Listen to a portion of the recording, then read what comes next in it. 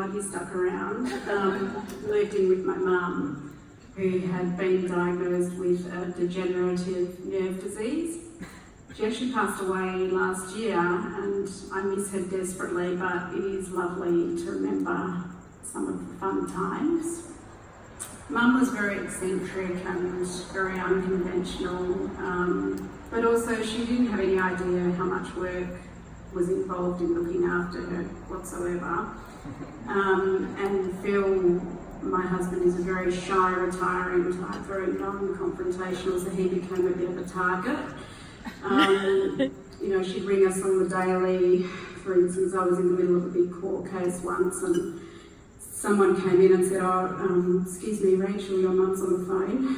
She says it's urgent, so I raced out, picked up the phone. She said, Rach, it's Mum. I said, yeah, I know, Mum. I'm in the middle of a court case. SOS, I need sugar bananas, and it's an emergency because I've been fasting for 5 days. There are no sugar bananas left in the house whatsoever. I said, Mum, honestly, this is not the time or the place. I said, Rach, do you think I'd be calling you if this was not an emergency? The boat shed only has normal bananas. I said, I'm going to have to talk to you about this when I get home, Mum. Got home. There's some sugar bananas on the table with little stickers on them saying Wangara Markets. I said, Phil, did you pick up those bananas from Wangara Markets today? He said, yes, I did, and I was in the middle of a native title determination. It's extremely embarrassing. I'm about to lose my job, Rach. This has got to stop. I said, Phil, you need to learn to say no. Just use the option to say no.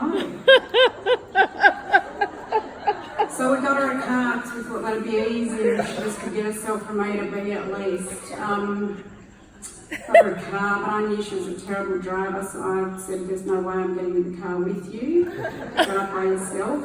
She asked Phil to go, and he said yes, because that's what he was like.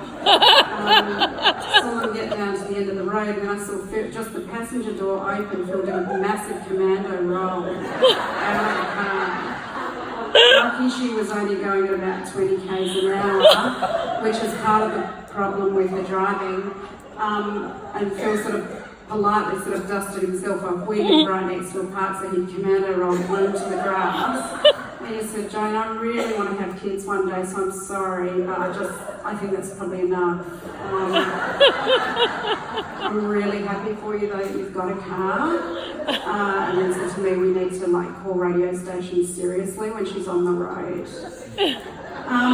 Anyway, we then moved to a small place because Mum decided some years later that she wanted to downsize, move next to the ocean, which meant we needed to sell our big family home, downsize to about a quarter of the size. That was a great idea for us all to move into a quarter of the size.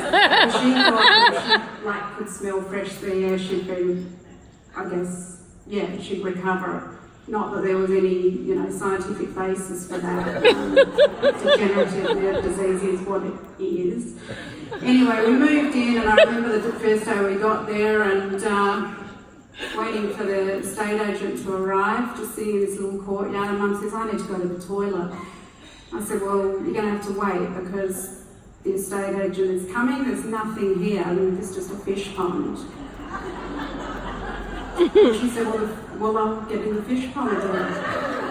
And I said, no, Mum, no, you will not. Phil went, Jane, that's totally inappropriate. You know that Bear Canyons is coming shortly. She's very posh. Don't do it. Please just don't.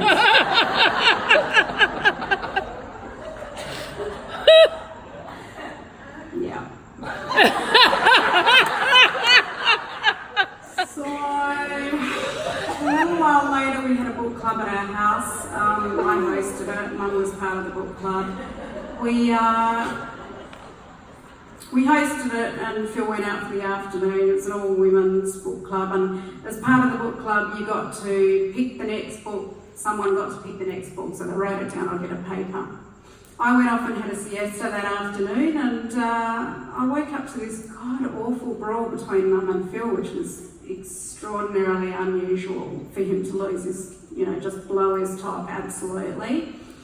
Mum, since we'd moved in, had just been carrying on her usual ways, and that meant blaring TV from midnight till 6 a.m. with all the doors open for the fresh sea air. It's basically like living in a nightclub. So what I heard of the argument was, Joan, I told you when we moved here as part of us coming to live with you here that we are now in a very small space and you cannot upset the neighbours. We haven't even met them and you've already upset them, okay? We've not even met one of them yet and they're already furious. And so they should be. It's not appropriate to listen to your TV blaring so loud with the doors open at 2 a.m. Then I hear Mum say, bloody Jonathan, if he's got something to say to me, he could come and say it to my face. How dare he speak to me in that manner? Phil said, well, no, how dare you play your TV so loud? Just going on and on and on, then slamming doors, bang, bang, bang, quiet, all silent. 5 minutes later, Phil comes in, opens the door, says, did you have a book club here today? I said, yep. Said, did someone pick the next book? I went, yep. Said, was it called Extremely Loud and Incredibly Close? I said, yep. I said, it's not by Jonathan Safo Foyer, is it? He said, oh, Jesus Christ, Rachel, I just got home and I found a little note on the side of the courtyard and it said, extremely loud and incredibly close, Jonathan Safo Foyer, and I thought it was a neighbour. And I said, well, don't yell at me, you're going to have to apologise. Tell you what, Mum absolutely loved that because she was never in the right. She absolutely loved it. Forget Wayne Garra Markets for sugar bananas. He was off to Bunbury for strawberry elm tablets. Yep. Then it was the back of Les Moody Falls for the only ashy berry smoothie that's made. That's the only one in the whole world that's like that. It went on for about a month. It was quite funny.